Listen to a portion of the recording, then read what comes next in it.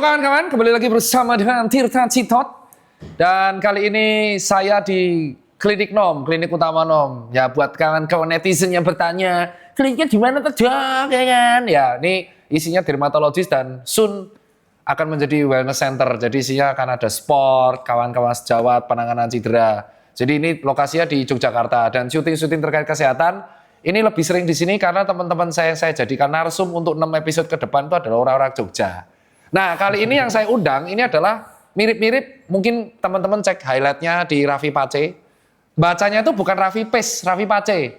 Karena dia itu disebut Raffi Pace karena mukanya dia itu mirip Pace. Banyak yang salah kaprah kan orang Jakarta Raffi Pace, enggak dia Raffi Pace. Nah ini adalah seseorang yang kebetulan ketemu di tongkrongan coffee shop setelah habis lari. Ceritanya orang ini itu dulu adalah obesitas, beratnya nyaris 100 kilo, gaya hidupnya buruk, mabuk, mendem, wis mabuk, mendem, begadang, wis mudut ya oke. Tiba-tiba sekarang FM-nya FM-nya 3 jam 8 menit. Sorry, 3 jam 9 menit 45 detik. Wah, ini dia 3 jam 9 menit 45 detik. Mari kita tepuk tangan dan kita sambut bersama di Klinik Nom. Bincang-bincang bersama Mas Ishak. Yo Pak D. Yes. Terima kasih Mas Ishak. Ya. Ojo sepaneng Mas. Iya. Ini saya manggilnya Mas, kalau boleh tahu Mas Ishak umurnya berapa ya? Kayak tua banget loh ya. Soalnya raimu tua banget ya. Oh, iya. Umurnya berapa Mas? Umur saya 35 tahun. Tuh kan lebih tua dari saya. Iya. Boleh diceritakan profilingnya Mas, kerjanya apa Mas? Saya kerja sebagai graphic designer. Dulu saya kerja 9 to 5 kantoran, terus akhir 2024 kemarin saya resign. Itu agak nekat juga sih, jadinya terus mulai kayak freelance di rumah, graphic design freelance di rumah, dan jadi lebih banyak fokus ke lari juga karena punya waktu yang lebih banyak kayak gitu. Wong edan resign kerja buat lari. Ntar itu nanti saya tanya. Jadi Anda resign kerja demi fokus berlari. Iya. Kok matane? Ya Allah, iki sih ya kalau Raffi Pace itu ada privilege. Bapaknya itu adalah pejabat di sebuah perusahaan. Ini kita bahas ya nanti ya. Ngawur. Nah, Mas, saya tuh bertanya dengan teman-teman, salah satunya tongkrongan saya Mas Yohanes Bonar. Yeah. Saya kenal beliau dulu. Mas Bonar itu yang mengenalkan, iki ono wong aneh iki.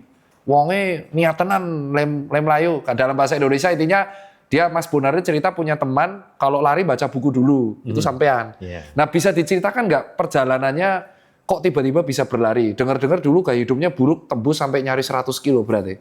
Ya. Saya mulai serius lari itu di akhir tahun 2022. Jadinya timeline-nya 2021 tuh saya berhenti merokok. Setelah 17 tahun saya merokok, dimulai waktu itu dari ya kenakalan remaja lah, dari 3 SMP sampai 17 tahun kemudian di umur 31, 32 baru berhenti merokok. Nah, disitulah mulai saya linglung. Linglung? Ya, maksudnya orang kalau berhenti merokok, terus duduk, diem, itu kayak bingung. Saya mau ngapain ya? Nah, disitulah saya mulai belajar, saya mau mulai untuk lari. Dan itu beratnya? Beratnya waktu itu saya udah mulai turun. Waktu itu antara 80 sampai 75 kg. Oh, jadi dari 100 ke 80 itu sudah intermittent fast atau diet? Oh ya, saya mulai terakhir berat 96 itu aslinya 2014. Kemudian saya tuh suka diet, habis itu terus naik lagi, naik turun kayak gitu. Tapi mostly saya turun paling banyak itu waktu pandemi kemarin. Jadinya bener-bener stres apa diet? Apa? Ya antara keduanya mungkin ya. Itu turun jadi berapa pas pandemi? Pas pandemi itu ada hampir dari 2019 tuh 15 kiloan, dari 90 sampai ke 75, tapi itu basicnya nge-gym saya. Oh, jadi basic fitness-nya bukan lari dulu, malah nge-gym dulu? Nge-gym dulu untuk nurunin berat badan waktu itu. Oke, jadi pas mulai berlari itu beratnya di 80? Sekitar 80, 75, sekitar di situ. Naik turun di situ pokoknya. Sekitar. Ada foto before-nya? Before-nya ada ya, tapi mungkin tenan pas tak delok. Sumpah, mukanya itu kayak gak kurus, Mas. Gak kayak sekarang. Ada fotonya nih, fotonya. Ini adalah Mas Ishak sebelum konsisten. Nah, Terus ketika berlari, lanjutkan. Apa yang dilakuin pertama? Ketika saya mulai berlari itu tahun 2002 akhir itu 2022? ya 2022 akhir itu ya saya mulai lari aja iseng kayak gitu, langsung pakai sepatu, pakai apa yang ada di rumah, langsung keluar rumah. Oke. Kebetulan waktu itu punya punya jam, waktu itu iWatch ya, waktu itu aku pakai untuk jam pertama aku untuk lari ya udah waktu itu langsung keluar, nggak peduli yang namanya heart rate, nggak peduli yang namanya program latihan dan segala macam. Terus 3 minggu langsung ikut race 5K. Waktu itu race 5K di kedokteran UGM. Acara apa kampus ya? kaya lagi. Nah, iya. Acara charity cancer kayak gitu. Ada acara 5K tahun akhir 2022. Nah, itu langsung 28 menit waktu itu. Dian, 3 minggu latihan 28 menit? Iya. Oke, lanjut. Nah, dari situ kok, wah seru nih. Nah, terus aku mulai belajar, aku cari-cari lah buku tentang lari dan segala macam. Buku? Iya. Coba dijelasin piye Mas, maksudnya buku gitu? Buku pertama saya untuk latihan itu pegangan saya bukunya Daniels Running Formula, keluarannya Jack Daniels, tapi bukan Jack Daniels yang alkohol ya, Jack Daniels yang coach. Coach Jack Daniels, yaitu pertama kali saya introducing untuk belajar tentang lari itu dari buku itu paling pertama. Buku beneran dibaca? Beneran saya baca dari awal tentang training intensity distribution, terus eksekusi latihan, training plan-nya seperti apa, jumlah mileage-nya seperti apa, dan itu 2022? Itu habis kedokteran UGM itu? Habis kedokteran UGM itu langsung saya praktekkan. Waktu itu langsung daftar, karena saya tuh orangnya iseng, jadinya sering membaca terus langsung saya praktekkan ke diri saya. Jadi waktu itu langsung daftar Jogja Marathon. Wah, cocok deh. Bentar, untuk yang bukunya ini ya, bukunya. Dan ini dibeli? Apa? Beli? Bukunya itu yang paling pertama itu ada edisi free di internet. Oke, ini ya, ini bukunya. Dan itu, ini Inggris kan? Ini Inggris ya. Oke, dipraktekkan diri sendiri. Itu jedanya berapa lama? Dari baca buku sampai akhirnya memutuskan daftar Jogja Marathon? Enggak ada 2 minggu, jadi baca langsung praktek. Dan Jogja Marathon itu kategori apa yang diikutin? Half marathon. HM. Oke, lanjutkan. Nah, saya mulai lihat training plan-nya, tapi saya nggak langsung, karena di situ kan ada langsung training plan-nya, jadinya itu kayak practical book. Jadi langsung kayak gini langsung bisa diaplikasikan. Tapi saya ngukur-ngukur diri saya sendiri karena masih takut juga ya, takut untuk jump in, takut cedera dan segala macam. Sedikit aku sesuaikan intensitasnya. Jadi, waktu itu latihan jadinya akhir 2022, terus Jogja Marathon Juni 2023. Itu 6 bulan itu latihan. Oke. Pakai modal itu. Dan akhirnya di Jogja Marathon itu langsung 1 jam 42 menit. Etian! Virgin HM-nya itu 1 jam 42 menit. Iya. Berarti di pace 4. Pace 450-an sekitar situ. Bisa diceritain nggak programnya apa yang dilakuin dari buku itu? Nah, dari buku itu ketika ngomongin langsung half marathon itu fokusnya trainingnya di threshold. Threshold dalam artian menurut buku itu ya. Jadi, nah ini pinter nih.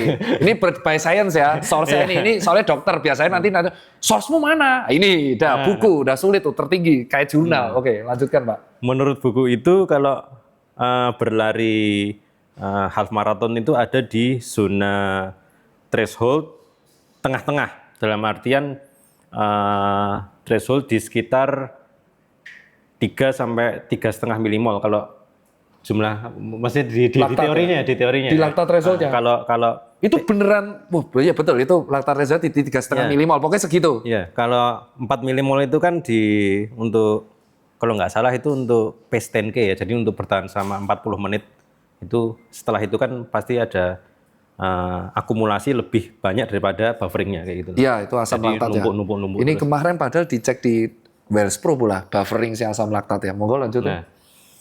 Nah, fokus latihannya emang benar-benar di threshold, jadinya gimana kita fokus pace threshold kita dari titik A itu di fitness awal kita menuju titik B dari jadi target pace-nya kita tuh berapa. Jadinya dalam waktu 6 bulan tuh gimana saya bisa menggeser threshold pace saya jadi. Nah, tapi kan alatnya susah itu lactate threshold. Terus gimana? Nah, ini pertanyaan kemarin netizen. Kan ukur lactate threshold tuh susah sekali. Sementara buku tuh by lactate threshold. Nah, terus akhirnya cara ngakali ini Bi? Cara ngakalinya kalau saya selalu pakai yang namanya karena keterbatasan alatnya itu ya. Iya. Saya pakai parameter test. Jadinya saya selalu pakai parameter tes itu bulk test. Jadinya Balken test. bulk test. Jadinya lari lari max effort selama 15 menit. Nah, biasanya itu pace rataan pace saya di bulk test itu jadi pace interval saya. Kemudian 80%-nya jadi medium run, 90%-nya jadi threshold run. Balken testnya itu dilakukan di mana? Track. Kalau yang paling baik itu di track, tapi karena pada waktu itu belum kenal track, ya saya cuma lari di pinggir jalan gitu aja. 15 menit? 15 menit. Iya, itu by RPI akhirnya. Akhirnya by RPI. Nah, karena jenengan ini sudah pernah gym, akhirnya nggak asing sama RPE ya? Iya. Tapi memang idealnya kalau dari buku tuh lactate threshold, ya habis lari dicubles, terus dicek. Jadi ketahuan, itu yang dilakuin sama teman-teman pesepak bola. Ya, lanjutin Mbak.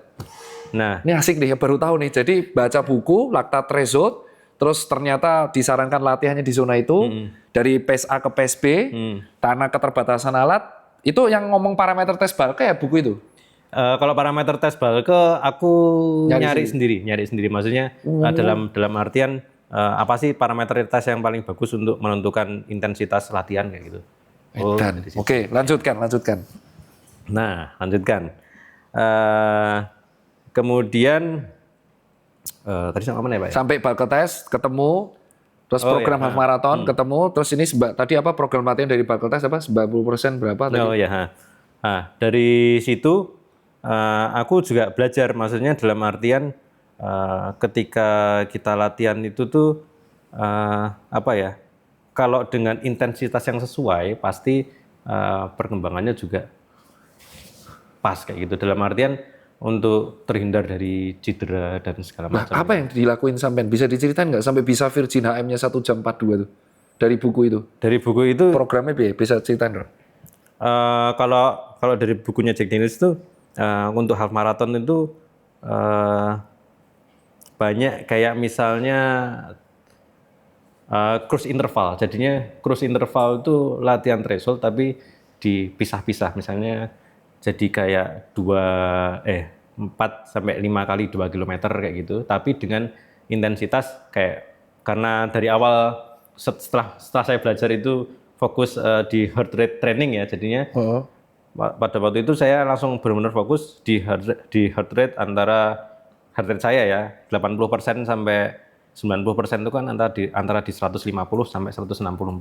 Jadinya sesuai usia, oke. Jadinya dalam 2 km repetisi itu harus ada di range 150 sampai 164, nggak boleh lewat kayak gitu. Itu yang teoritis banget ini. Terus habis itu istirahatnya nggak sampai 1 menit biasanya. Wah, tuh repetisi semelit Pak.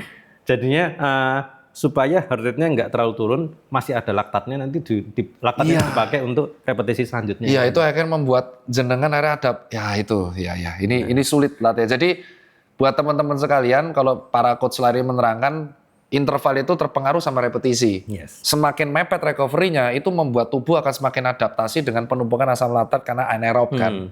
Dan akhirnya asam laktat itu jadi buffering, bisa jadi adaptasi terus, bisa diolah lagi gitu.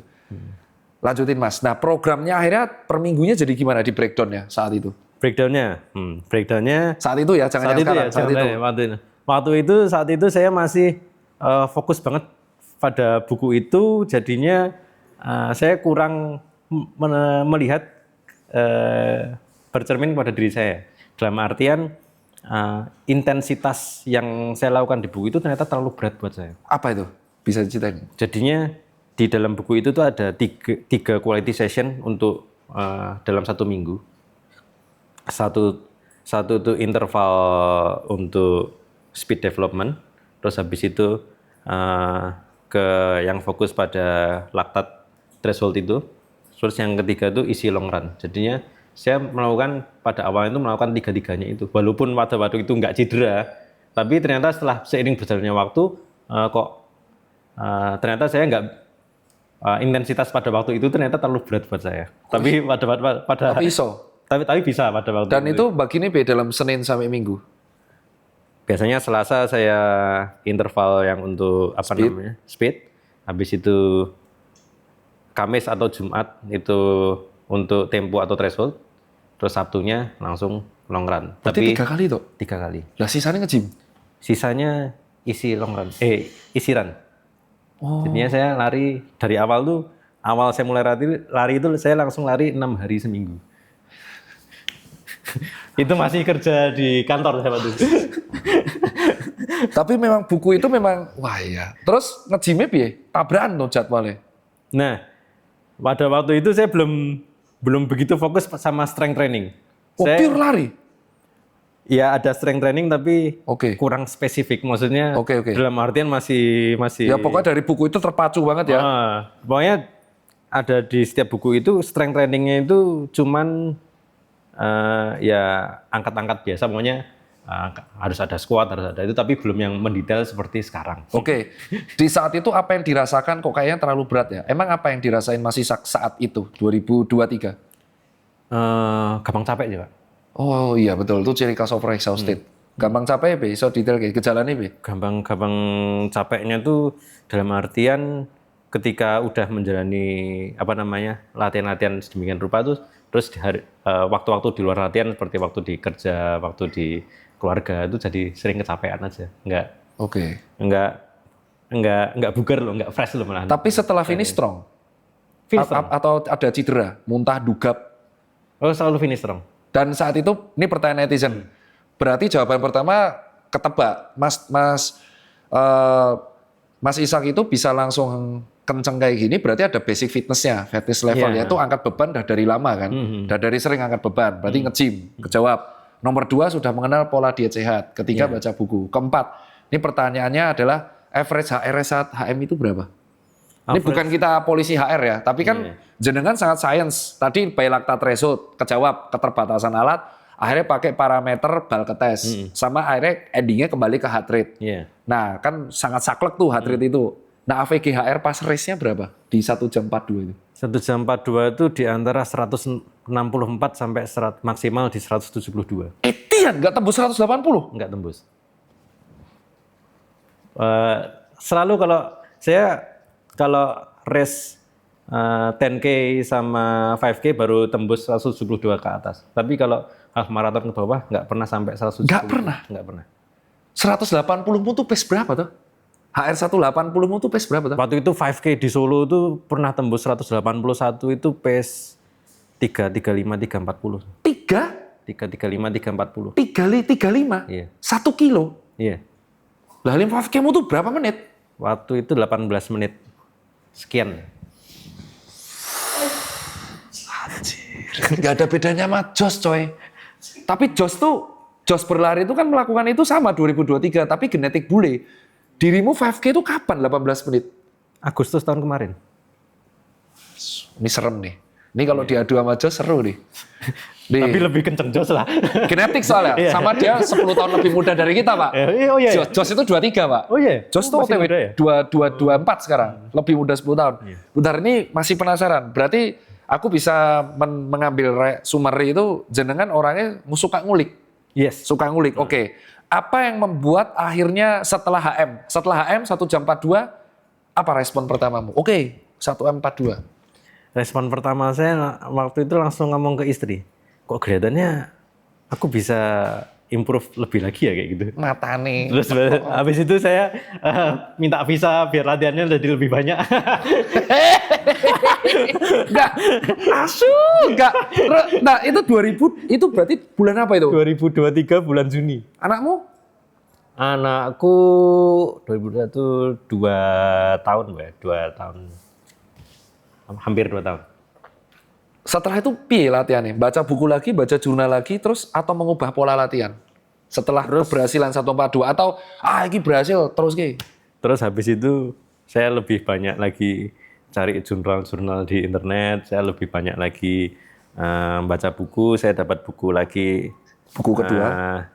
advance marathoningnya dari siapa yang namanya? Agak susah namanya, Brad Fitzgerald apa gitu pokoknya. Pokoknya ini bukunya ya. Iya, Ini iya. bukunya. Advance Buku kedua. marathon, iya. Ini diwocok juga. Buku kedua, tak baca juga. Terus jurnal-jurnalnya golek. Ya, jurnalnya semuanya. Padahal jurusanmu Jurusanku seni. Isi. Angkatan 2008 berarti. Iya. Jurusan seni, hobi ngulik, maca bukunya kedokteran. Oke, buku kedua beli. Buku kedua ada nemu juga di internet. Oke, ngulik berarti. Saya beli buku baru-baru ini. Beli buku tentang lari. Iya. Berapa harganya? Harga aslinya 3.200.000 kan. Etian. Tapi karena lagi ada Sale. diskon 4 July Independence Amerika itu, diskon 50% dari 1.600, waktu itu langsung. Jadi dirimu beli buku seharga 1,6 juta. Udah kayak dokter tuh. Buku dokter tuh 3 jutaan. Tentang lari. Tentang lari. Oke, ini menarik nih, asu. Ini narsum paling beda nih, soalnya yang lain lari tinggal lari. Ini bukan lari tinggal lari, baca baru lari. Iya. Ikroi, setelah HM, izin dari istri, baca buku dan jurnal. Apa yang didapatkan setelah fase half marathon dan baca buku dan jurnal? Jurnalnya ada yang bisa di-share ya? Bisa. Download ini, jurnal-jurnal yang dibaca setelah half marathon 2023, 1 jam 40 menit. Apa yang didapatkan dari situ? Banyak sekali, terutama dalam training intensity distribution. Jadinya tentang periodisasi dan segala macamnya tentang latihan, terus tentang pendalaman lagi tentang lactate threshold yang lebih mendalam. Tentang lactate threshold itu ada 2, ada LT1. Coba terangke ke mereka lah. Monggo kan karena terangke sisi apa soalnya ben ngerti. Jadi lactate threshold itu ada 2, LT1 dan LT2. LT1 itu di mana mulai ada apa ya, di darah kita mengandung laktat gitu ya, Dok. Tapi dalam jumlah yang kecil kayak 1,5 sampai 2 atau 2,5 milimol itu di LT1 itu kalau biasanya kalau orang lari itu di medium run Pak ya, itu di sekitar di 80% gitu. Oke, lanjut. Iki terus sangar iki. Wong sangar iki. Oke. Ada lactate threshold 2 itu tuh di 4 milimol itu tuh, atau biasanya sama dengan pace 10K ya. Kalau 10K-nya 40 menit ya. Kalau 10K 40 menit itu di sekitar di pace 10K. Nah, dari lactate threshold 2 itu habis itu yang terjadi kalau misalnya kita melewati intensitasnya melewati itu LT2. Terjadi yang namanya penumpukan yang sampai akhirnya tubuh kita ngerasa terbakar dan nggak bisa lari lagi kayak gitu. Oh anjir, tahu nggak? Jurnal itu di-share kemarin yang ngamen baca tuh sama Dr. Furkon SPJP loh. Spesialis yang nge-share itu Bang, sama SPKO. Itu jurnal kedokteran itu Bang. Terus yang soal yang pertama, training distribution, apa itu maksudnya setelah dibaca? Training intensity. Tadi ngetes itu, berarti orang ini bukan asal nyebut jurnal, meng diwoco. Ngetes yang pertama, training distribution, piye maksudnya piye? Training intensity distribution tuh ada beberapa ya, ada yang, tapi kalau saya jelasin saya agak lupa karena dirangkum aja lah. Ada periodisasi, ada yang namanya polarized dan segala macamnya. Terus sama ada piramidal. Ada piramidal sama terus ada yang model Scandinavian method itu yang benar-benar justru isiran sama apa namanya hard runningnya dikit tapi moderate-nya gede banget ya gitu kayak. Itu modelnya Jacob Ingerbisten kalau nggak salah kayak gitu jadinya. Si Jacob 10K ya? Dia benar-benar, si Jacob itu benar-benar fokus di lari di moderate kayak gitu. Terus kalau yang saya pakai sampai sekarang ya TID-nya ya yang 80-20 gitu masih yang. Pareto ya, jadi 80 isi, 20 hard. Tetap. 20 hard. Oke. Apa yang membuat akhirnya sampean nge-gym? Kan sampean orang baca. Di titik sumber mana yang sampean bilang, oke aku angkat beban dan heavy. Itu jurnalnya sama soalnya tak pegang. Ngetes lagi aku. Oh iya. Lera jurnal artikel lagi. Aku ngerti soalnya. Coba.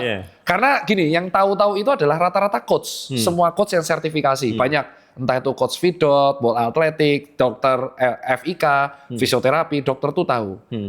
Jangan sampai tahu itu. Coba bisa diterangkan nggak? Sampai di titik mana, oke aku angkatan heavy. Angkatan heavy. Sampai di titik, kalau itu sampai di titik nalar. Nalarnya dalam artian gini Dok.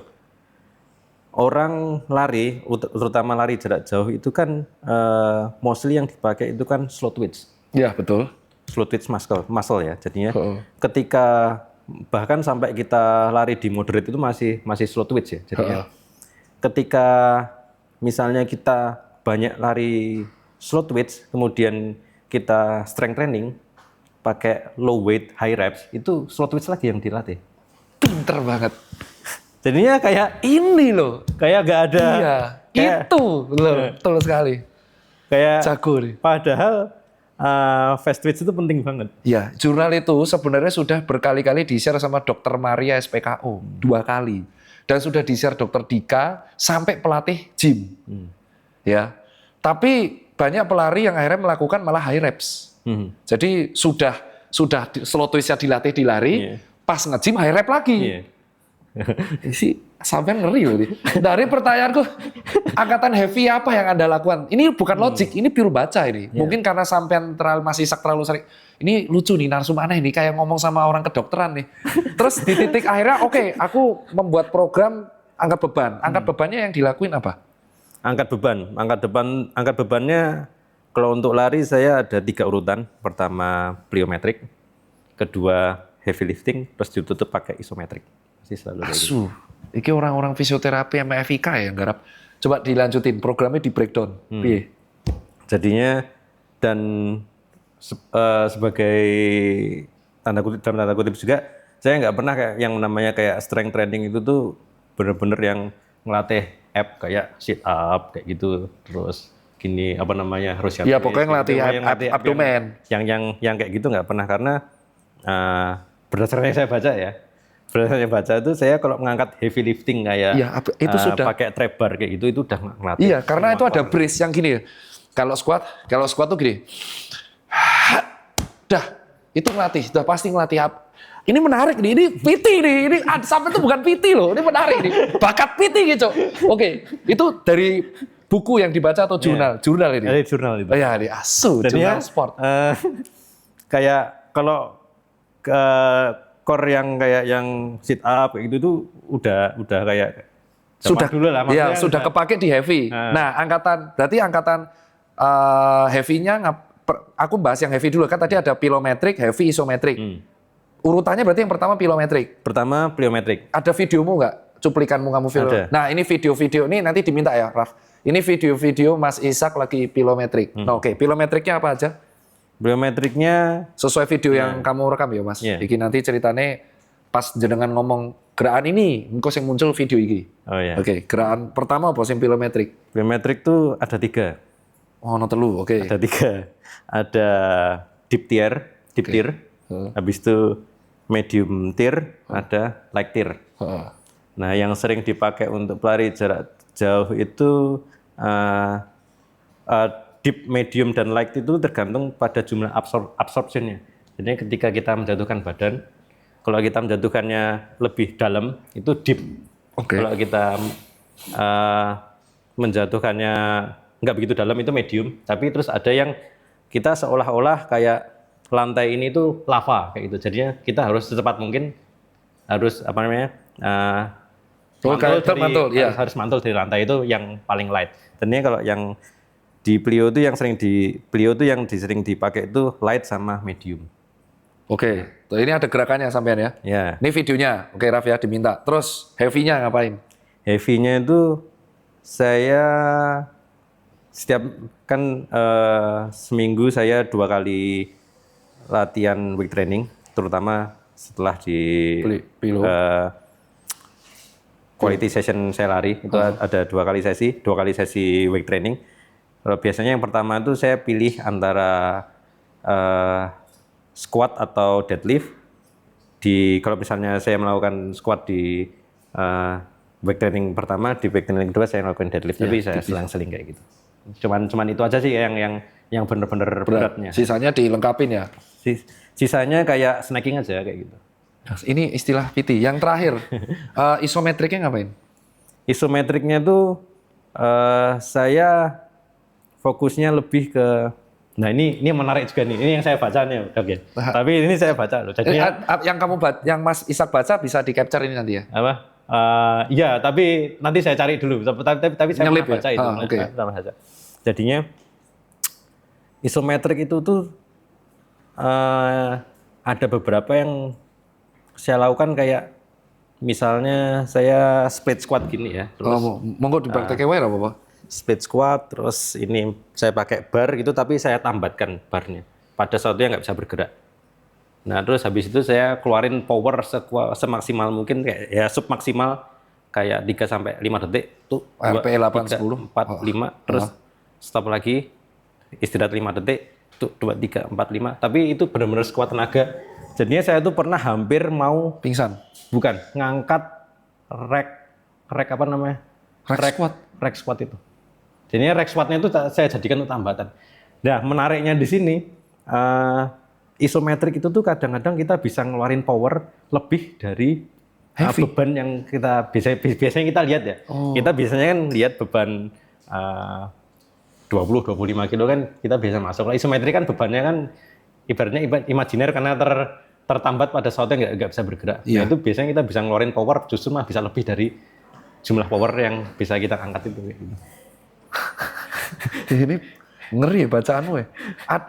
Dari ini sebenarnya topik terakhir, cuman tak masukin tengah. Dari semua keilmuan yang sampean baca 2 tahun ya, dari 2023 2025, kenapa nggak pernah ngambil sertifikasi coach? Padahal ilmu yang sampean baca itu cukup untuk modal ujian. Karena kenapa? Atau mungkin di masa depan sampean pengen, wah kayaknya asik nih coach. Gitu.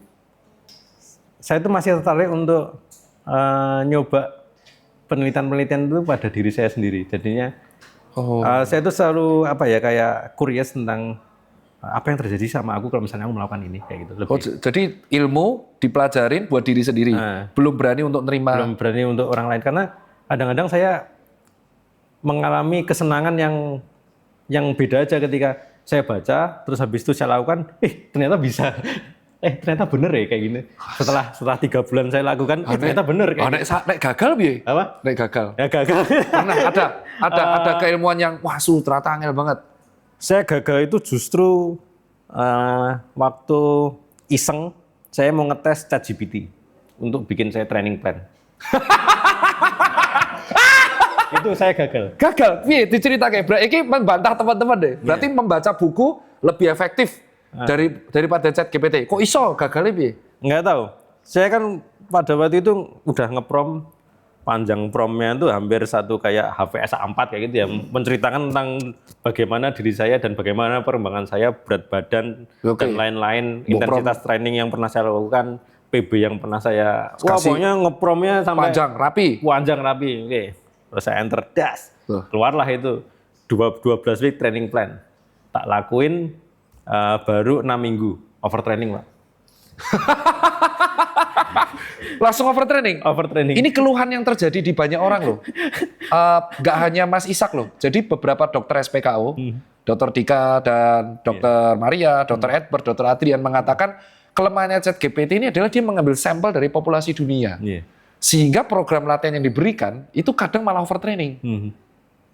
Ini asik, ini kayak dokter ini ngomong. Akhirnya saya itu harus istirahat sekitar 3-4 minggu untuk ngembaliin bener-bener. Gejalanya overtrainingmu akibat ChatGPT ini apa? Pertama, susah tidur. Oh ya, ada itu gejala pertama overtraining. Susah tidur. Terus kan selalu pakai jam. Saya itu nggak sakit nggak apa, tapi HRV saya itu selalu drop di bawah 50. Oh, berarti sampean pakai jam 24 jam ya? Saya pakai 24 jam untuk mantau. Saya kan suka data-data. Saya ini aneh banget ya, jurusan seni kok suka data-data ya? Jadi sampean pakai jam 24 jam? 24 jam. Nggak pernah copot? Kalau mandi doang main. Wah kok ini, kamu nikahin aja tuh Garmin. Ya orang tuh yang mepet, yang lebih akrab Garminnya daripada istrinya. Soros. Oh Koros. Dinamisi bro. Oh Koros. Oke. Berarti data tuh HRV ini pada waktu overtraining Pi? Turun drastis. Saya itu kan ada di range antara 89 sampai 90 sekian. Kok CR7 88 bos. Nah, tiba-tiba pada waktu itu tuh beberapa sampai 3 minggu terakhir itu turun jadi 60 terus 50 40. Ini kenapa nih? Saya nggak sakit kok. Dalam apa ya? Terus habis itu susah tidur, bangun badannya pegel-pegel. Biasanya kan bangun semangat latihan, ini kok bangun badannya pegel-pegel dan segala macam. Terus mau latihan untuk yang berikutnya tuh nggak ya moodnya kayak hilang, kayak terus jadi demot dan segala macam kayak gitu. Oke, jadi gejala apa yang keempat? Gejala overtraining itu ada yang dirasakan susah tidur, HRV-nya kacau, turun, terus DOMS-nya nggak hilang-hilang, Iya. terus kehilangan mood atau demot. Iya. Nah ini 4 gejalanya. Kalau teman-teman lagi ngerasain 4 ini mungkin lagi perlatihan berlebihan. Dan akhirnya kembali ke awal buku. Kembali ke awal. Terus saya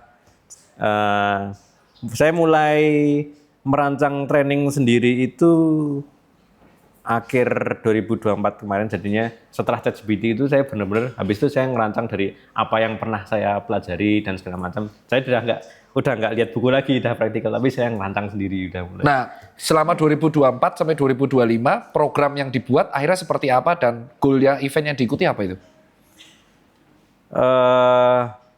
Jadinya kembali ke perjalanan dulu. Ke perjalanan saya overtraining dulu. Saya overtraining itu terus saya gampang sakit. Habis itu gampang sakit, terus akhirnya saya kena ibaratnya kayak infeksi di akhir tahun yang Ya, infeksi infeksi. untuk Operasi. operasi kayak Itu gitu. Desember 2024. Itu November 2024.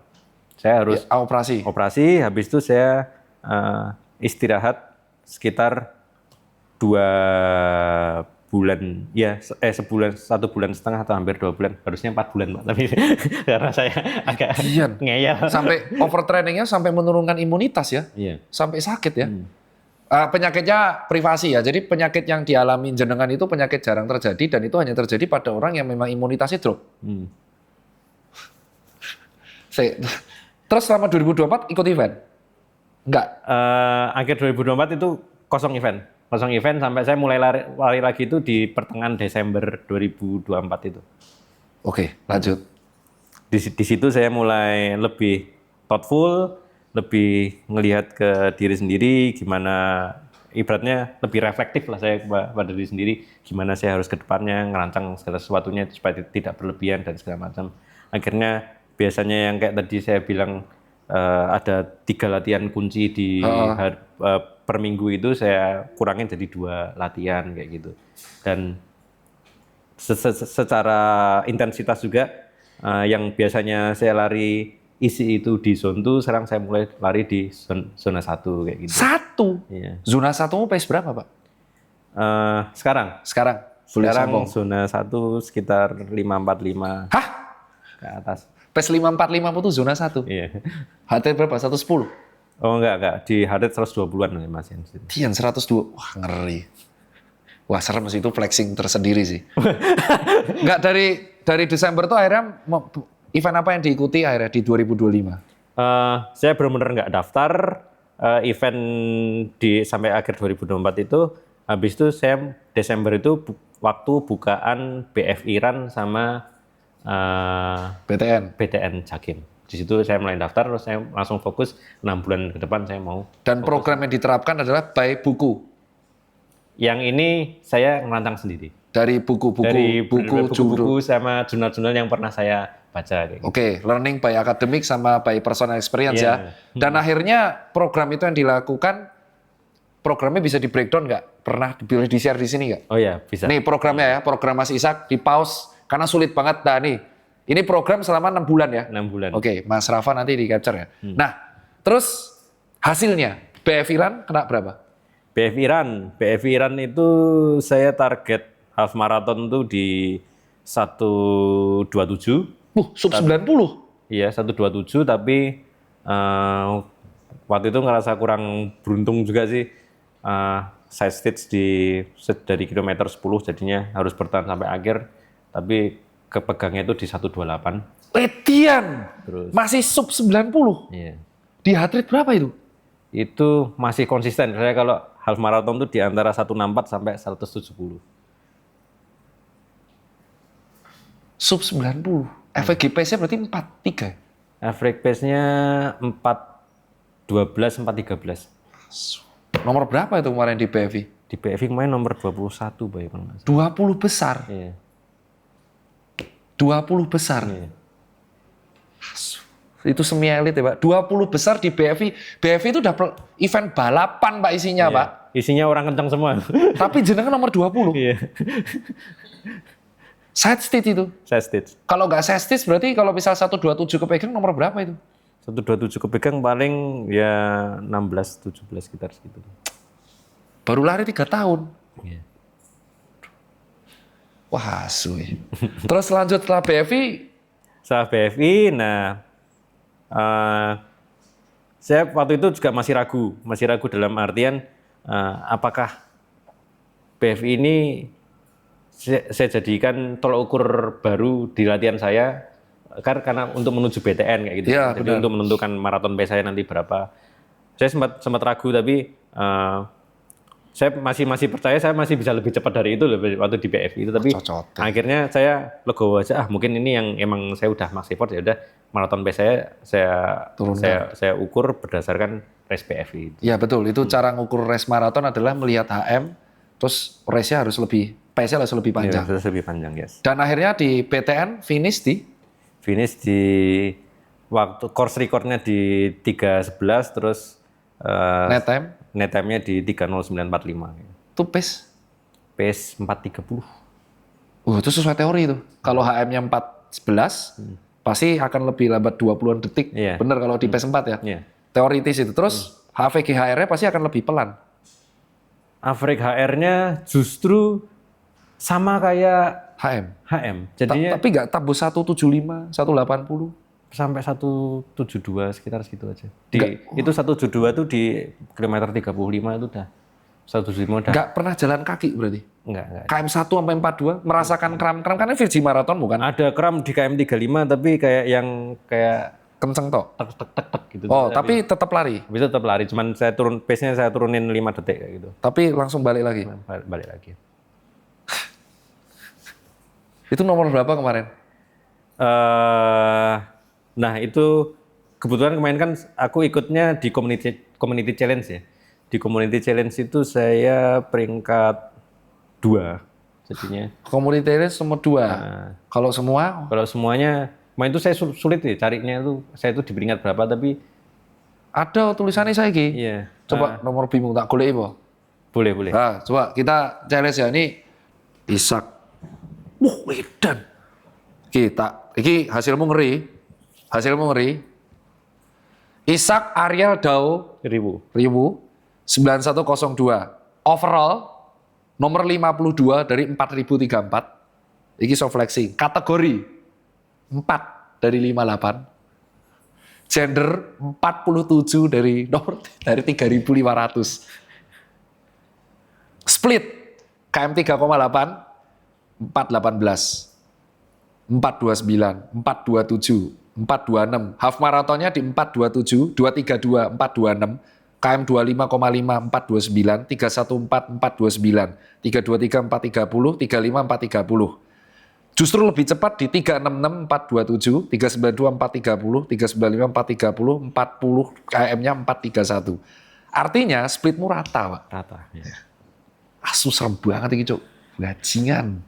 Nah, itu ternyata juga butuh proses dalam artian menentukan race pace itu butuh proses yang panjang, Pak. Oke, cara nentuinnya Bi? Itu menunjukkan proses dari tingkat kedewasaan seorang pelari juga ya, terutama mereka yang larinya untuk bersaing dengan diri sendiri. Dalam artian kadang kita kalau race itu tuh selalu overpace. Jadinya menarik nih. Jadinya saya dulu awal-awal lari juga selalu overpace. Saya sebetulnya kelemahan manusia tuh pada dasarnya tuh sering overrated pada diri sendiri. Jadi kadang kita tuh merasa wah aku bisa di sini nih. Tapi kadang kita sulit untuk mencari kelemahan kita ya. Karena merasa Karena merasa mampu. Ya, jadinya di hari H waktu race kemarin saya sempat berpikir wah aku nih start langsung di 420 425 nanti kalau saya bisa bertahan saya mau naikin pace. Tapi kalau misalnya saya nggak kuat ya saya mau bertahan di pace yang itu. Tapi dalam hati saya setelah 3 kilometer, oke, saya bertahan di 428, 430. Ternyata saya bisa rata sampai akhir. Tapi awalnya 417. Iya. Di awal overpace terus akhirnya sadar. Kedewasaan ya, berarti itu karena keilmuan juga. Iya. Nah, after FMBTN apa yang diincar lagi? Yang diincer, Ini di usia telat loh. iya. Rata-rata prime lari itu tidak ada yang di usia 35. Ini jujur, ini mirip sama buku Murakami. Murakami juga start lari itu baru di usia 32. Di sela-sela dia kesibukan novel. Terus akhirnya baru di usia 40-an, 50-an. Story-nya kamu bisa cek ya, itu buku. Aku juga baca buku itu. Sampai di 35 dengan FM yang sangat bagus. After this ngapain? Saya masih mau nyoba untuk di bawah 3 jam. Artinya saya masih mau ngejar di 255, 258. Pertama di situ. Tapi dalam hati kecil saya juga, saya masih pingin ngerasain challenge dalam maraton, dalam artian gini Pak. Oke, sebelumnya kan saya nggak punya pandangan, maraton tuh rasanya beratnya kayak apa. Terus sekarang saya tahu beratnya seperti ini. Kemudian ada beberapa race-race di Indonesia itu yang saya tertarik, kayak misalnya di kampung halaman sendiri kayak di Jogja Marathon kayak gitu. Saya tuh tertarik, pengen pulang kampung, pengen ngerasain lari nanjak dari Prambanan ke Cangkringan, rasanya kayak apa, kayak itu kan di Jogja Marathon. Ya, nanjaknya gitu. 356 kemarin. Ya, terus habis itu di Bali yang juga Rolling, hillnya ngeri. Bormar yang rolling. Saya justru sekarang saya ada selain mengejar sub 3, saya tertarik untuk gimana sih saya bisa tetap strong lari tapi di elevation gain yang tinggi-tinggi kayak gitu, di maraton-maraton lokal yang elevation gainnya tinggi kayak gitu. Nggak mau ngincar PB di luar negeri? Kayak Gold Coast, WMM, Valencia. Kalau ada rezekinya sih mau.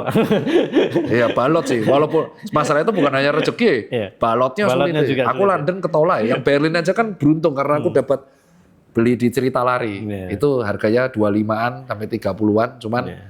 dapat hotel sudah 5 hari 4 malam. Flat plus 50 elevasi. Aku yakin dirimu kayak 2 jam 40 di situ. Ya habis itu pesen Mas. Ini sebelum tanya jawab netizen. Ini kan dirimu adalah, aku bilangnya julukan baru, science based runner. Jadi orang yang hobinya baca science, buku, jurnal diterapkan. Ternyata tahu bahwa gold standard lactal threshold, tapi karena keterbatasan alat, endingnya kembali ke heart rate base sama RPE base. Nah sekarang tuh banyak, dirimu pernah merasakan PES 8 nggak sih seumur hidup? Baru Desember kemarin habis operasi itu saya PES 7 heart rate-nya 160. Balikinnya ya harus latihan. Nah, balikinnya saya selalu percaya sama yang namanya base training. Jadinya saya melakukan base training berdasarkan heart rate selama 8 bulan. Saya jaga benar-benar heart rate saya di HR saya di zona 1 dan zona 2. Bagaimana caranya? Maksudnya dalam artian ketika saya comeback itu saya lihat, PES 7 160 ya. Berarti saya lambatin lagi. Etian. Saya lari, jalan. Pokoknya tembus 150, saya jalan. Kayak gitu terus saya jalan. Terus habis itu saya imbangin sama striding sama hill sprint kayak gitu. Gitu saya terus ulang-ulang sampai terus akhirnya bangun volume. Bangun volume itu saya dari 30 km seminggu. Terus habis Bertahap ya? Nggak dadaan langsung cepet ya? Nggak langsung cepet. Terus akhirnya Maret itu sekitar di bulan Maret tuh saya udah nyentuh di pace 5 heart rate di 130-an. Nah itu saya baru waktu itu saya fokus mulai ke maraton spesifik. Edian. Artinya dari sini by proses base training, ya kalau misalkan di zona 2 ternyata zona 1-2 masih tinggi ya turunin. Lari masih tinggi, jalan. Sampean yang terbiasa kenceng tuh tetap bisa ngalahin ego. Tetap lari jalan waktu kemarin Desember habis operasi. Dan akhirnya butuh 3 bulan untuk kembali ke performa awal. Iya. Wah ini luar biasa sih, ini nggak semua pelari bisa sih. Ini sulit ini, sulit. Terus pesen dong buat pelari-pelari yang kayak sampean di 90 kilo beratnya, frustasi di pace 89. Kapan ya aku bisa nggak menurut Mas Ishak mereka suatu saat kayak Mas Ishak? Atau ada pesan buat mereka? Sebenarnya semuanya pasti bisa dalam artian kalau kita mau berproses, kita mau nggak cuma berproses tapi menikmati prosesnya. Dalam artian kita nurunin berat badan, habis itu kita mau rutin olahraga dan segala macam, pasti semuanya bisa. Dan pesanku sih kalau misalnya mau mulai lari itu jangan greedy, namanya jangan langsung kenceng kayak gitu, enggak. Semuanya tuh pasti butuh proses, pelan dulu. Nah, itu kan. Habis itu Habis itu? apa? Habis itu? Pelan dulu, nanti lihat gimana progresnya, naikkan. Jadinya saya tuh kadang-kadang kalau lihat, misalnya saya scrolling Instagram ya, gimana caranya lari 5K 18 menit, gini larinya di target pace, gila. Karena kalau misalnya orangnya nggak tahu, misalnya begitu lihat kontennya itu, dia langsung lari, langsung di target pace-nya itu, kan bahaya kayak gitu. Jadinya gimana pun prosesnya, kita tuh fitness level itu nggak langsung kita targetin dari kita pingin ke fitness level C, itu nggak bisa. Kita harus berproses di fitness level A dulu. Kalau fitness level A udah bisa naik ke B baru ke C. Sampai jadi dokter aja, ya. Diganti aja gelar ya. Dokter Ishak SPKU, udah cocok itu. Karena cara edukasi udah bener. Berarti sekarang saya mau tanya, kan pasti tanya netizen validasi, cangkeman mau iki, bisa ngomong. Kita tanya, ini 3 tahun latihan ya, dengan cara berproses. Ingat, awal mula gold standarnya lactate result base, ternyata sulit alatnya, by RPE, endingnya heart rate base. Dengan melakukan heart rate base seperti itu, PR 5K berapa? PR 5K sekarang? Sekarang, pokoknya sekarang. Biar, ini kan cangkeman biasanya, ngomong, ngopo ya, 5K-mu piro mas? 18.40.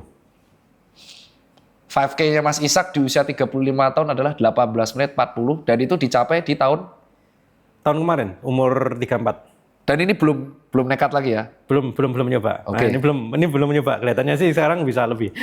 18 menit di usia 35 ya? Itu serem banget loh, serem banget itu. 10K. 3932. Di EKC 10K? Iya.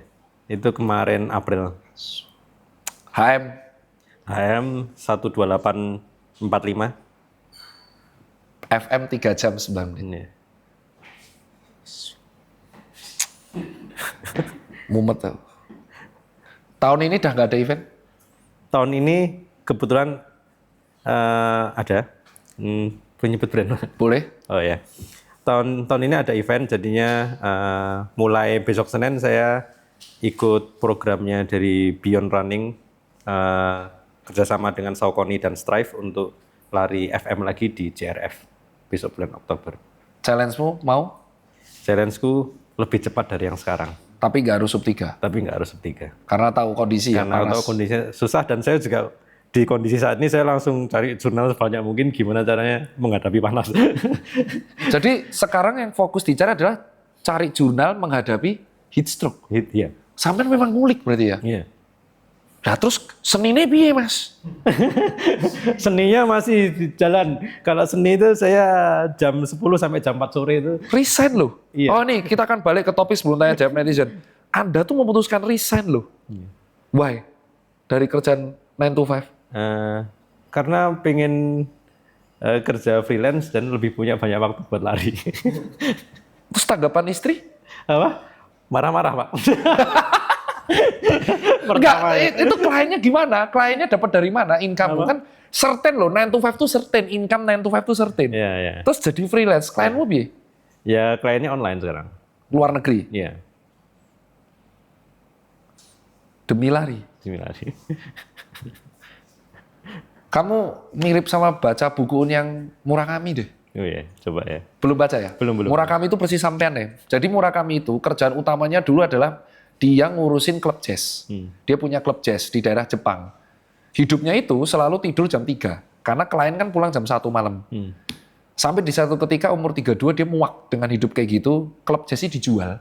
Terus dia jadi penulis novel. Karena saat dia ngurus klub jazz itu dia submit juara. Iya. Terus dia jadi penulis novel. Penulis novel itu kan uncertain ya. Iya. Semua keluarganya marah ke dia. Mau ngawur ya. Punya klub jazz kan, klub jazz ini bisa dialihkan kan, bisa dialihkan. Dia jawab, aku nggak suka kalau nggak totalitas ya dalam mengerjakan sesuatu. Terus akhirnya, saya juga punya waktu luang buat keluarga dan buat lari. Kan konyol. Iya. Tujuan waktu saya cari visa itu juga saya bilangnya ke istri ya, saya mau punya waktu lebih banyak buat keluarga. Endingnya ya banyak keluarga dan lari. Nah, sekarang dengan caranya coach, ada kepikiran nggak dirimu daftar sertifikasi coach di masa akan datang? Ini serius nih pertanyaannya. Dengan modalmu, intelektualmu bagus, ngulikmu bagus, cara public speaking, memanage komunitasnya keren, dan sebelum ngajar ke murid, sebelum sharing, kamu menerapkan ke diri sendiri. Dengan modal kayak gini, ada kepikiran buat coach nggak? Suatu saat nanti mungkin ada, tapi untuk sekarang belum. Soalnya kemarin habis kayak guyonan sama teman-teman yang banter, terus habis itu sertifikasi Ya, coach pada nggak improve. habis jadi coach. Ngece banget ya asu itu. Jadi saya takut kalau misalnya saya nanti ambil sertifikasi coach saya nggak improve. Wong afu ini bercandanya, tapi itu bercandaan. Itu bercandaan orang kenceng ya, jangan digoreng ya, ini bercandaan orang kenceng. Dan ingat semua narasumber yang datang ke sini tuh menyarankan hal sama. Lari itu ya lari dulu, nikmatin. Even kamu pelan nggak masalah, karena kalau konsisten endingnya kenceng. Nah, sekarang aku mau minta tolong Mas Rafa, ada 5 pertanyaan terpilih dari netizen. Ini yang menang akan dapat hadiah soalnya dari aku. Siap. Jadi terpilih. Ini yang tanya tuh spesifik banget ya. Li, sabar ya. Ini OTW viral ya.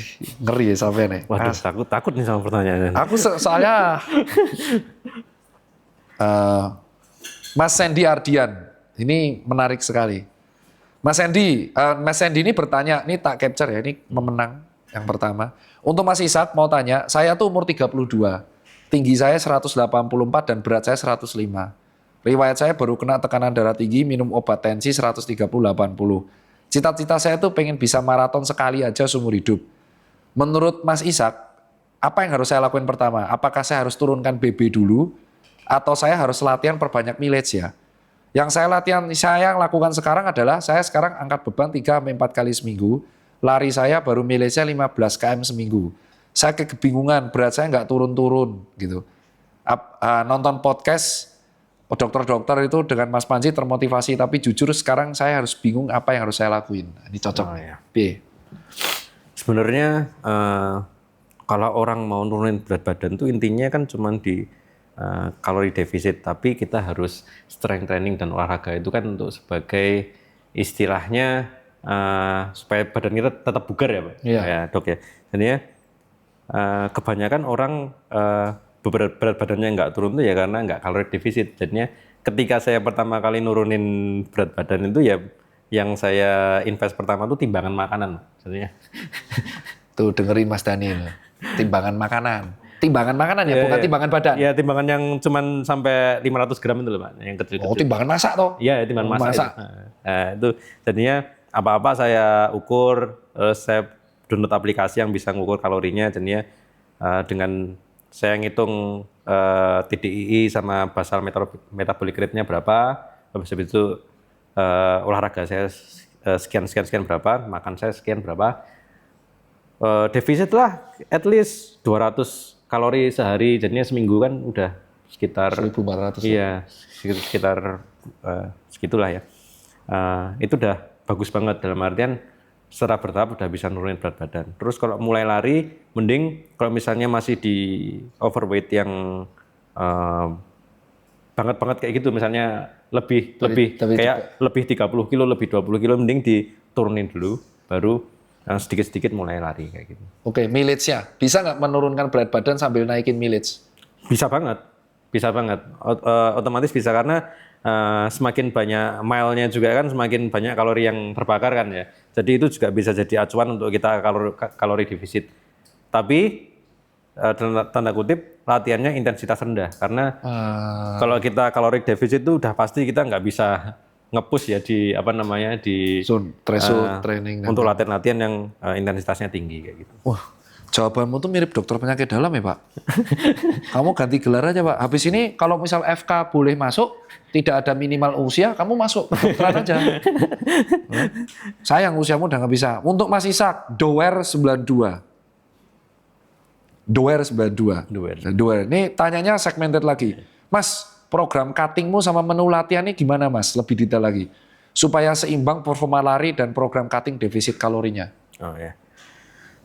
Sebetulnya sampai saat ini kalau misalnya kayak aku off karena sakit atau apa, itu kan mesti ada gain weight dikit. Itu aku masih cutting. Ya kalau misalnya cutting, aku lebih banyak ke weight training aja sih. Lebih banyak ke weight training sama caloric deficit, karena gimana pun juga kalau misalnya caloric deficit itu kan pasti otot juga kemakan kan ya. Jadi kita harus tetap strength training biar secara kekuatan, power dan otot itu masih ada, tapi nanti seiring dia turun, kita mulai latihan yang berat lagi itu otot kita masih kuat kayak gitu. Menarik ya, sampean tuh jarang banget ya narasumber yang seperti ini tuh.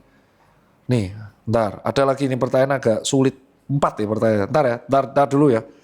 Wah nih, 4. Ini pertanyaannya keren ini, tapi keren banget. Mas Iman Ahri. Mas, jangan-jangan yang dilakuin Mas Ishak itu hanya Mas Ishak doang yang bisa, karena Mas Ishak punya banyak privilege. Modiar. Coba, ini pertanyaan pertama. Apakah Mas Ishak punya privilege apa enggak? Jangan-jangan metodemu itu 3 tahun yang bisa ini karena ya Mas Ishak punya privilege. Mungkin karena kaya raya, financial freedom, dan kawan-kawan. Ini harus dijelasin ya, enggak boleh ya.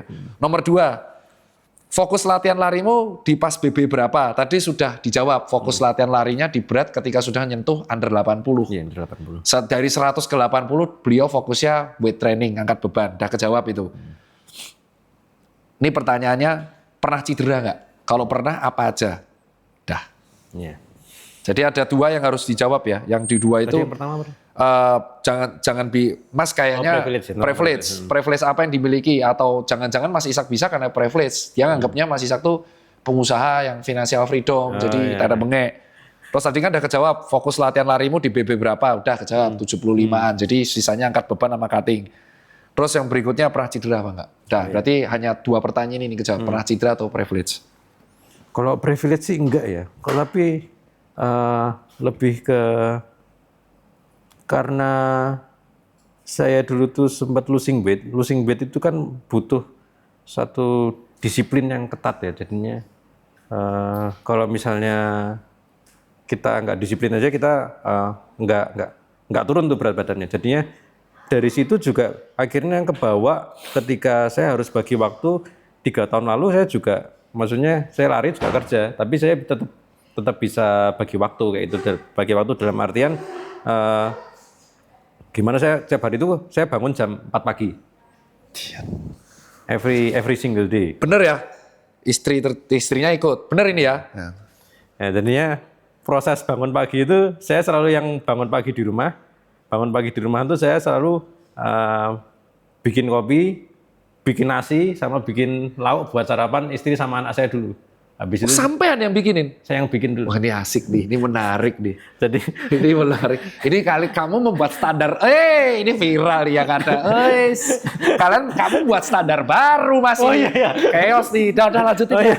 Habis itu saya baru ngopi sambil stretching, persiapan buat lari. Nanti jam 5, setengah 6 gitu, saya baru mulai lari kayak gitu. Kerjanya jam? Kerja nanti masuk jam. Pas itu. Saya tuh rumahnya di Pakem, kerja saya di Bantul. Pakem Bantul nih kayak Bogor. Wah, kayak puncak, tapi kerjanya CBD tuh. Kerja apa ning Bantul? Di Bantul itu saya bekerja jadi graphic designer di salah satu perusahaan furniture gitu ya. Dan Kuwi jam piro kerja? Jam masuk setengah 9, jadi saya harus jam setengah 8 sampai sebelum jam 8 kita harus sudah berangkat. Jadinya setiap hari itu saya maksimal selesai latihan tuh jam 7. Walaupun itu misalnya harus kayak medium long run yang 16-18 kilo, berarti saya mulai larinya harus lebih pagi kayak gitu pada waktu itu. Oh, pantes visamu diizin ki. Orang kowe sing gawe sarapan. Tang esuk, nyai. Udah kejawab. Udah kejawab. Pernah tidur. Kalau dari istri yang paling gitu, waktu istri anak bangun yang penting aman kayak gitu. Karena waktu istri anak saya bangun pasti saya nggak di rumah, pasti saya lagi lari. Gitu. Dian konsisten yang ngeri sih. Ini sulit itu. Ini kalau wah membuat standar baru nih. Angel deh gitu. Terus pernah cedera nggak? Cedera baru 2 kali dan saya memahami cedera itu sebagai part of the game ya jadinya. Cedera apa? Cedera itu Achilles tendonitis karena overuse. Oh ya benar sini sama kayak aku pernah. Habis itu sama plantar fasciitis itu. Plantar fasciitis jarang ya? Kok iso? Kenapa? Kurang tahu ya pada waktu itu waktu napak tuh sakit banget habis itu terapi pakai bola tenis gitu Pak kayak gitu. Iya betul, terapinya itu. Ya kayak gitu. Sampai tahu dari mana terapinya itu? Apa? Tahu dari Kalau mana? waktu itu di fisioterapi. Akhirnya kalah ya? Iya, iya. Kalah ya ini. Asyik. Nah ini pertanyaan nomor 4. Pertanyaan nomor 4. Ini sangat segmented dari Mitok Ho. Bagus banget ini. Di weekly mileage berapa aerobic base-nya Mas Ishak tuh ngerasa improve signifikan? Dah. Dan bagaimana Mas Ishak membalance training load dan private life? Atau hobi sport lainnya kalau ada? Padahal Mas Ishak sekarang mileage sudah tinggi. Jadi di era sekarang nih, piye caranya? Kalau dari sejarahnya weekly mileage saya itu enggak tiba-tiba langsung 100. Jadinya tahun 2023 awal itu saya 60 sampai 70 dulu. Terus habis itu 1 tahun saya konsisten paling naikin ke 70-80. Habis itu di tahun 2024 tuh saya mulai naikin ke 8 di semester pertama 80-90, semester keduanya 90-100 kayak gitu. Terus baru sekarang ini karena saya punya banyak waktu saya naikin lagi ke 100 sampai 125 di range itu. Jadinya Naiknya berarti nggak per minggu ya? Berarti harus nunggu per tahunan ya? per tahun. Jadinya apa ya? Itu ada teorinya juga sih Pak. Oh ada teori nih? Ya, jadinya kita nggak boleh tahu-tahu mileage kita 80-100 padahal kita baru mulai. Jadinya sesuatu tuh harus dibangun dari pondasinya dulu. Saya bangun sesuatu pasti saya mulainya dari sekitar awal-awal lari kan saya awal banget lari ya itu masih 20 km seminggu itu udah bagus banget saya ngerasa pada waktu itu. Habis itu saya naikin pelan-pelan karena waktu itu proses baca buku juga jadinya saya naikin tuh nggak banyak ya. Mungkin kalau orang kalian tahu ada 10% rule itu benar kita naikin tuh nggak lebih dari 10% setiap minggunya kayak gitu. Dan itu kalau dilihat dari mingguan tapi lebih dari itu kita juga harus lihat dari tahunannya. Jadinya ada sejarahnya. Kenaikan tuh nggak bisa langsung tiba-tiba. Wis kayak dosen yang ngomong. A ke C kayak gitu seperti yang saya bilang tadi. Ya kejawab udah kejawab tuh teoritis lagi jawabnya. Saya Mas tak golek yang angel. Pertanyaannya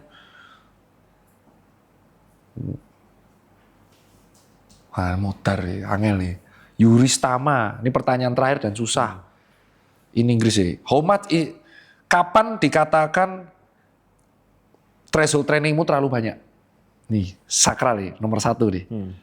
Dan menurut Mas Ishak, dari jurnal atau buku, karena Mas Ishak suka baca, dia tahu nih, porsi dari total weekly mileage-mu, serta recovery-nya dari session threshold itu tuh piye? Karena kan threshold pasti recovery sulit kan? Jadi porsi threshold trainingmu itu berapa banding berapa dalam seminggu itu? Dan cara recovery-mu gimana? Soalnya bagi saya, habis threshold session itu agak berat larinya dan benar-benar kerasa berat banget habis itu besoknya. Jadi perlu dia 2 hari jeda. Piye Mas? Sebetulnya kalau saya tarik kembali ke belakang ya, itu lebih berat tuh latihan interval yang seperti speed development yang repetisi 200 meter? 400. Oh jarak pendek tapi repetisi. Tapi yang pakai 5K pace kayak gitu itu lebih capek. Kalau misalnya threshold itu saya jarang merasa kecapean dan itu volumenya misalnya sekarang saya di 100 sampai 120 tuh saya nggak pernah lebih dari 12 kilo. Jadinya volumenya dalam 1 minggu. Jadinya misalnya minggu ini latihan threshold 2 km kali 5 berarti kan totalnya 10. Terus minggu depannya 3 kilo kali 4 berarti kan itu 12 kilo. Jadi nggak pernah lebih dari itu. Kadang-kadang ada threshold yang panjang juga yang menurun kayak 5 km, 4 km, 3 km itu totalnya juga 12. Jadi nggak pernah lebih dari 10% dari total peak saya mileage. Berarti ini kejawab dong kalau dia sampai threshold berat banget overpace. Antara overpace. Karena lari di zona threshold itu masih kontrol. Harusnya itu masih Nyaman ya. kontrol dan nyaman kayak gitu. Berarti overpace, udah kejawab. Intinya kalau teman-teman di luar load, ya itu yang kita kadang overestimate ke diri sendiri. Ya, akhirnya yang terjadi adalah dia nggak bisa bangkit lagi, jadi capek. Nah ini udah selesai, sejam ini kayak ceramah sama pelatih dan campuran dokter ya. Kalau saran saya sebagai seorang dokter sih levelnya cara berpikir Mas Ishak tuh bukan lagi level pelari abal ya, lebih ke bukan pelari atlet, tapi pelari yang hobi baca buku dan menerapkan ilmu sains ke diri sendiri, dan akhirnya ternyata ilmu sains itu terbukti. Sekaligus membuktikan bahwa sains itu bukan teori belaka, tapi sains itu diambil dari praktek yang akhirnya diambil datanya.